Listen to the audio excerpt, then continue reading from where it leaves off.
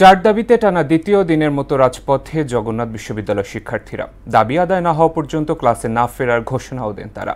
এদিকে আন্দোলনের সংহতি জানিয়ে বিশ্ববিদ্যালয় কমপ্লিট শাটডাউন ঘোষণা করেছে শিক্ষক সমিতি। ইহসান বিন দিদারের প্রতিবেদন জানাচ্ছেন মুনতাসির মামুন।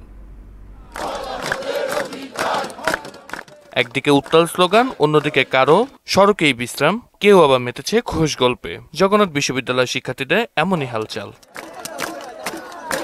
রাজধানী কাকরাইল মসজিদের সামনে ৭০% শিক্ষার্থীদের আবাসন ভাতা, প্রস্তাবিত পূর্ণাঙ্গ বাজেট অনুমোদন সহ ৪ দফা দাবিতে আন্দোলন করছে জগন্নাথ বিশ্ববিদ্যালয়ের শিক্ষার্থীরা বলেন, তাদের দাবি আদায় না হওয়া অবধি ক্যাম্পাসে ফিরবেন না তারা।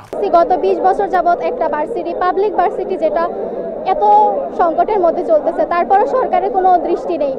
মাননীয় উপদেষ্টা সাহেবকে বলতে চাই যে আমাদের এই দাবিটা বিলম্ব না করে খুব দ্রুত মেনে নিলে সকল বিশ্ববিদ্যালয়ের ছাত্রছাত্রীদের জন্য অনেক বড় একটা উপকার হবে। বুধবার রাতে সরকারের ঊর্ধ্বতনদের সাথে বৈঠকে কোনো ইতিবাচক সাড়া না পাওয়ার কথা জানান বিশ্ববিদ্যালয়ের শিক্ষক সমিতির সাধারণ সম্পাদক। বলেন, দাবি পূরণ না হলে সারা দেশে ছড়িয়ে পড়বে আন্দোলন।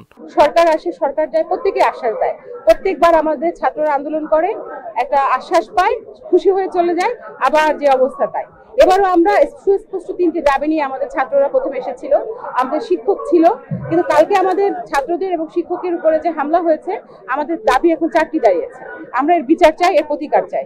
এর আগে ৩ দফা দাবি নিয়ে প্রধান উপদেষ্টা বাসভবনে যমুনা অভিমুখে লং মার্চ করেন জগন্নাথের শিক্ষার্থীরা। এ সময় পুলিশের বাধার মুখে কাকরাইল মোড়ে অবস্থান নিয়ে দিনভর আন্দোলন করেন ছাত্র শিক্ষকেরা।